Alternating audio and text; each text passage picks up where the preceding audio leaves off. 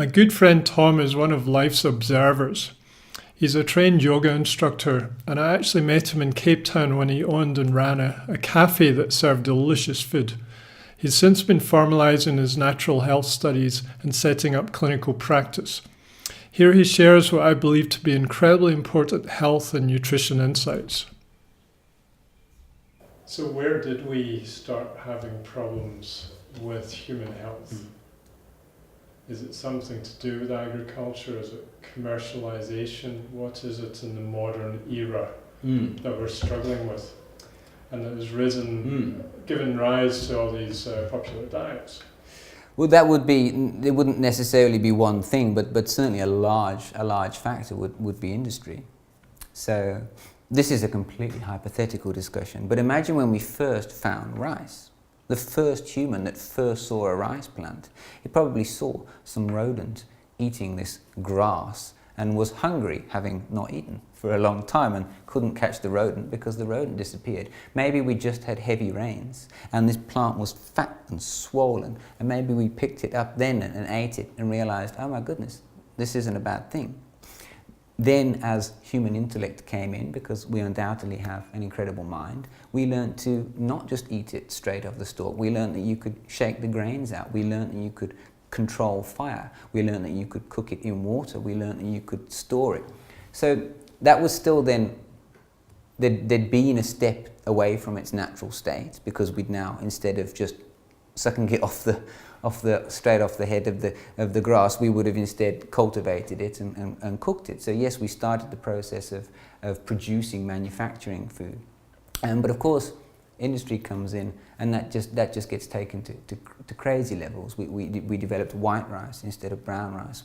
We started reducing the genetically modifieds. We started creating it en masse. And as we did that, we started reducing the range of foods. Because remember, even the early agricultural guys, there still would have been some hunter-gathering going on. There still would have been some picking of the berries and catching of things other than cows and sheep. And slowly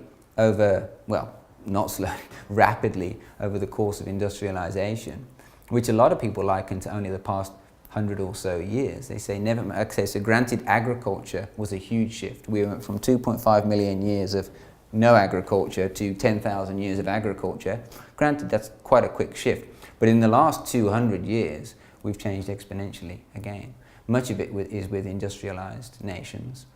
Post-World War Britain, we needed to tin food and feed the masses because we were blockaded in.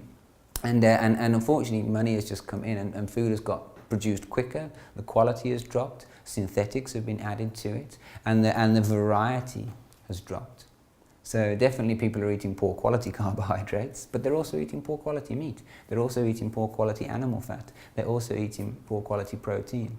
So it's an issue of quality over quantity. And of course, as we developed society and all the wonderful advancements, London, New York, Tokyo, people got busier and busier and busier. And then people don't feel that they have the time anymore to source proper food, whole foods, be they grains or legumes or meats or plants. People have lost interest, and they feel they don't have the time to prepare the food properly, to cook the food properly, or to eat it with any sense of reverence. So obviously a sandwich in a plastic tray, made with white bread and packaged ham and no salad leaves, that's not really a carbohydrate or a protein. It's a non-thing now. It's a pseudo food. It's a synthetic food replacement.